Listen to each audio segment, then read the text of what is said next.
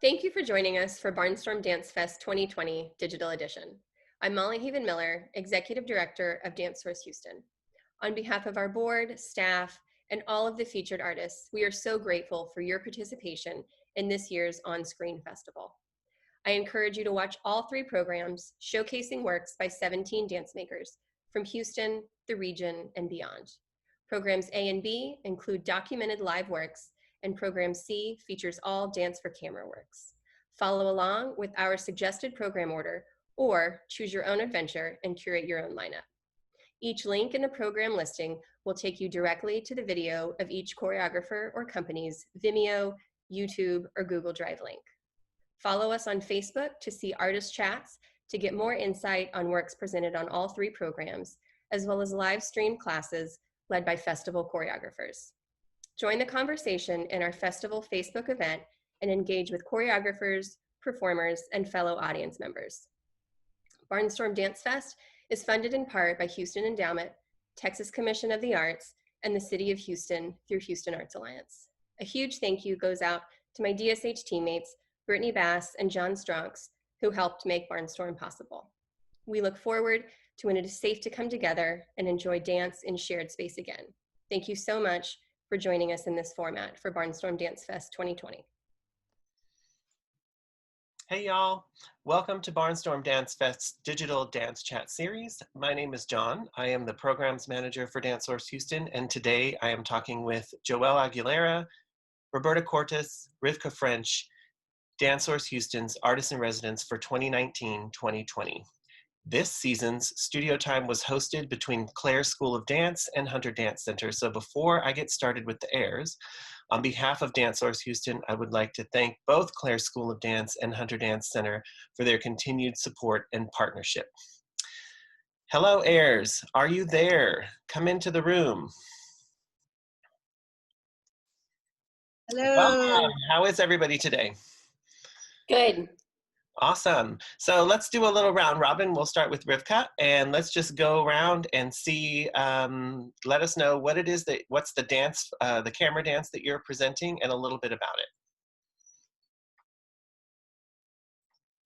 Hi everyone, I'm Rivkah French, and I'm a contemporary choreographer here in Houston. And I was really honored to be part of the AIR program this year and have an opportunity to create a short dance film called Concrete Flow that is really a celebration of the visual art as well as the diversity of dance styles and artistry that Houston has to offer in its entire dance and visual arts scene. So we filmed a 5-minute dance piece in front of 5 of Houston's local best murals.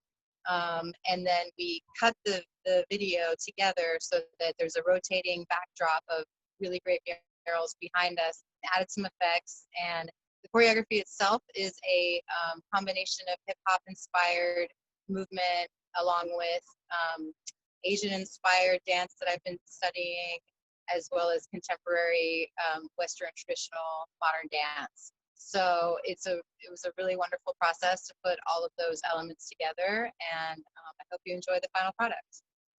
Awesome, thank you. Joel? Yeah, I'm Joel Aguilera, one of the heirs. And this residency, I have made a piece called Mescala, which in Spanish stands for a mix or mixed in, which is exactly what I've been working on. I've been blending Latin jazz music, breaking movement, and Limon modern technique movement as well. So I made a 21-minute work with my dancers, also called Mescala. Here's my dog in the background. His name's Sunny. And I made that 21-minute work, and I broke it down into a 5-minute dance film. I essentially just took the best of that 21-minute work and broke it down into just 5 minutes of heavy, dynamic, and flowy movement. So I'm very excited for everybody to see that. Thank you. Roberta? Hi, my name is Roberta, and I had planned to do a work with really heavily inspired by traditions and really the legacy of my cousin, one of my cousins, my dad's cousin, Jhon Paixao Cortes. which is a lot of the tradition of the gaucho tradition, which we call it gaúcho, from the south of Brazil, and that's where I'm from. And I ended up doing a completely different and not quite piece for video with 3 dancers and 1 musician. And yeah, and I'm excited to, everything changed after COVID. So I'm excited to actually present what was created. Awesome, thank you. So since Roberta brought up the COVID interruption, I know that each one of you were at a specifically different part of your process when that happened, and so maybe as a way of jumping off and getting the 3 of you into conversation, you could talk a little more about how specifically how you were affected, how your process was affected. And what maybe you learned about your process and or the people that you were working with, what was most challenging and what was maybe most gratifying about dealing with that interruption as a way of jumping off. And any one of you can start. Yeah, well, I'll go first. So thankfully I ended in not the worst possible place in my progress. I actually had just finished the 21-minute work. So before COVID, obviously I had no idea that we were going to move on to a digital platform, that I'd have to make a dance film. I definitely set my work for stage. And I had just finished. So right before spring break, I knew that like the rest of the time that I had before Barnstorm was specifically for cleaning and tweaking and changing anything that I felt needed changing. So thankfully I did have like a base, like very just like I had all the movements set, I had formations and everything. So once everything moved digitally, it wasn't too difficult for me. I mean, obviously I did have to think about how I wanted to film it and turn this 21 minutes into 5 minutes. But at least the movement itself I had made already, the music I had, the dances I had. So I just had to think about costumes, which I usually wait for last minute anyways, because that's just not my thing.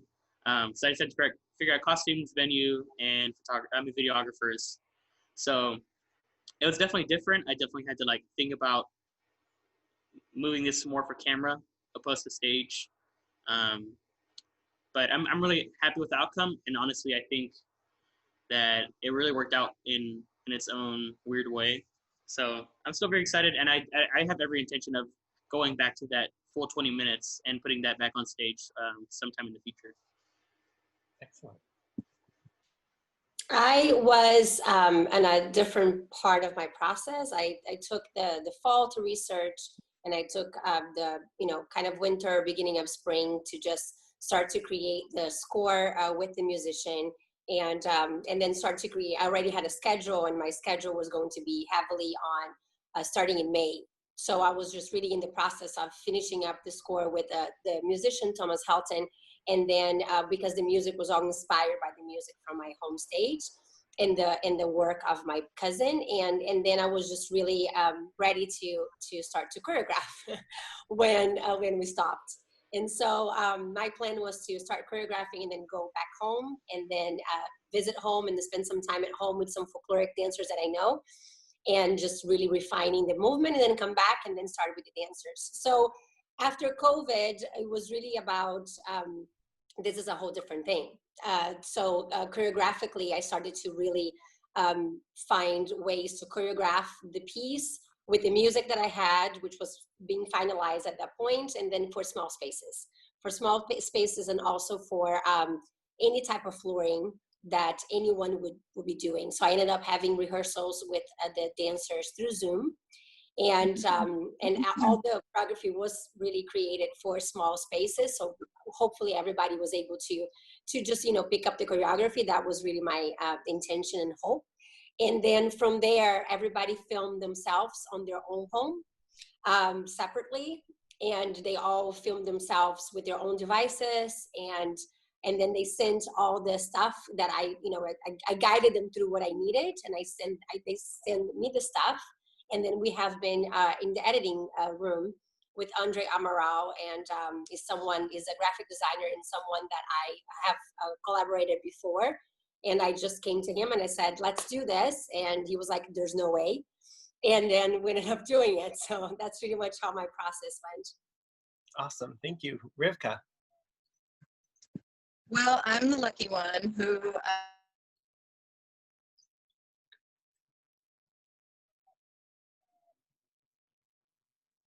everything was ready right before the shutdown, and we were able to film on the weekend of March 14th and 15th. And the only thing that was really altered with this project by COVID was that I had to do the editing with the film editor remotely, which was a challenge, of course, but nothing compared to what other people had to adjust with their projects. So what it did do was, once the film was basically edited, it gave me the space to sort of think about something new that I could use some of my remaining airtime for, and I created a solo. I called it the ABC solo because I picked a movement descriptor for every letter of the alphabet and created a solo based on that. So anterior, back, breath, disengaged, energy, and from there on, I made it a solo. And certainly I had the space to do that because of COVID, and I was sort of at first unhappy about the idea of working on a solo because it's not my favorite type of dancing to do, but I really grew into it and enjoyed it. And then I ended up filming it in a cemetery because that's where my head was at this time. Wow. Was one sort of hidden benefit that happened. Mm-hmm. So, Rivkah, are we going to be seeing your solo along with your original dance film in Barnstorm, or are these two separate projects? They're both going to be in Barnstorm. I'm not sure what nights or order or anything, but yeah, fortunately I offered it. I said it's less than 2 minutes. If you have time, if you have room to squeeze me in, I'd love to throw this solo in the mix. So pending a few more edits, either way it'll be in, whether it's perfect or not. It's never perfect, but we keep trying. Awesome. Yeah. Whether it's perfect or not, this is what we are. So I have one more question, but I would actually like to see if you all have more questions for each other before I ask that final question. Well, yeah, I do have a question, only because I kind of found a similarity between me and Roberta in our process for our works. Is that you mentioned earlier, like, that you focus on the music first, and I was showing because I do a similar thing where I find the music before working on it, but you said that you're working on a score with your cousin. So, no, okay. So okay, no, I know, no, it's okay. The working with the score with the musician, and the music was inspired by my cousin's work, which there was a lot of music on that too. So, could you kind of like give a little more details on what that was like when it comes to actually working on a score of music opposed to just like finding a song that you liked? Oh, sure. Yeah. I am lucky that I get to work a lot that way already in another company that I choreograph and co-direct, which is Grupo Cortes. So I'm kind of like got so used to it that I think I would have a hard time nowadays to just pick a song and use it. And essentially it's really a lot of back and forth. It's a lot of conversation. I just sent him a lot of the music that I was listening to, and I just asked him to just start to listen and then to see what came up. It's very different than what he does. He's primarily a bass player, jazz improvisational. So it was a very different thing, and I was lucky that he decided to take on the challenge. And then when we go into conversation, it's like he sends me like a little like morsel of an idea. And then we talk about that idea, and then that could be, maybe this is the end of the piece, or then maybe this is the beginning of the piece, and so then then I have like, I have this idea for this duet. Let's just make it like and then I give him like the tone, like I think should be like a slower or more, and then he went from there. So it's nice. It's like I said, I'm lucky because I'm used to it now, and I'm always finding new things too. I'm always learning new things about my language and how my language sometimes doesn't translate to what I actually want to ask. And then, having that back and forth, it's helping me to understand a little bit better too. How long was the music by the end of everything? How long did it come out to be? I think that right now, music without any repeating music, we probably were at like, I don't know, 7 minutes, maybe 6, 7 minutes. And then we are, you know, and then the piece Moving might be a around. little bit than that. Yeah. Oh, okay, cool. That's really interesting. Like, I the way I go about it, usually I just like listen to music for hours. Anytime I'm driving, I'm just like trying to find new music, and then I'll just like kind of note a song that I like, and then I just like make a list, and I just try to narrow it down.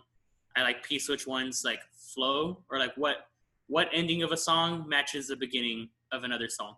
That's kind of how I went about it, because my piece has like 4 songs total, and I just figured like this piece was very energetic. I think I need to slow it down. What piece flows well into that? So I just find it interesting that you kind of like your approach is different, because instead you find what you're looking for and then make the music for it. So yeah, very that's interesting. true. Yeah, that's true. That's actually a very good point. So let me ask you this then. Did you edit? Like, did you get the songs and then did you add where you just say like the beginning of this and then you copy paste it the end of, did you do that? Yeah, well, kind of. I mean, I remember one time I saw this quote. I can't word it perfectly, but it was just kind of like, watch when you edit someone's music, because that was their art.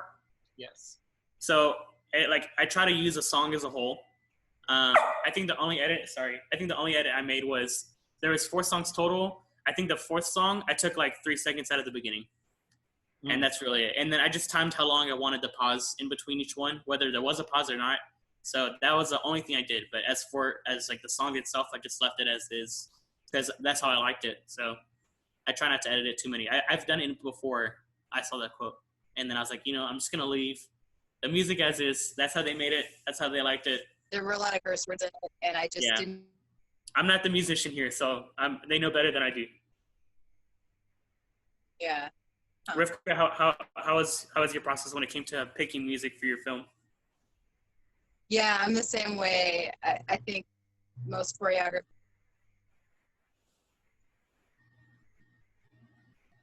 Oh no.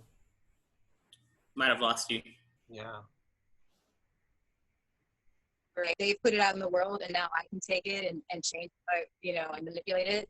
So I removed the lyrics from one song because it was full of cuss words, and I didn't really like the words anyway. And that involves lots of cutting and sampling and relooping and working with a sound editor. And then I changed the pitch of another song and the tempo. So yeah, I'm one of those really bad choreographers that just like takes something that somebody else made and like manipulates it and gives them credit, but also says like, I'm interpreting this for my own use here. And no, I don't think that's bad. I think that's just a different approach. Totally. Yeah. But I love it that it's like part of our jobs to just like listen to music all day and find new music and watch dance videos and get inspired, and that's like actually work for us. Yeah. My friend told me that if you're listening to music and if you're not picturing movement. Y'all are frozen. Oh, okay. Can you hear me? Sorry, go ahead. Yeah, my friend was just telling me like, if you're listening to music and you can't picture movement within like that first like 10 seconds, then it's just not gonna work out. Yeah. So like I know the difference when I'm hearing a song, and immediately it's just I already see a stage, I see all the dancers, I see the lighting and the costumes. I'm like, oh, okay, I could for sure make something to this. So totally, it's a feeling. Yeah, like this is good for jogging. This song is only good for jogging. This would be good for Gondolego when I teach class. This is a good adagio. This is what I want to choreograph to, though. Like really feel that. Okay. Yeah. I have a question for the other 2 pairs. What would you like to tell incoming heirs or someone who's applying, or the next batch of heirs coming in? And I can start by saying my message to the next group of heirs is to really appreciate the opportunities that you get for community and knowledge sharing and collaboration, because it goes by quickly. Obviously this year was a one-off with the COVID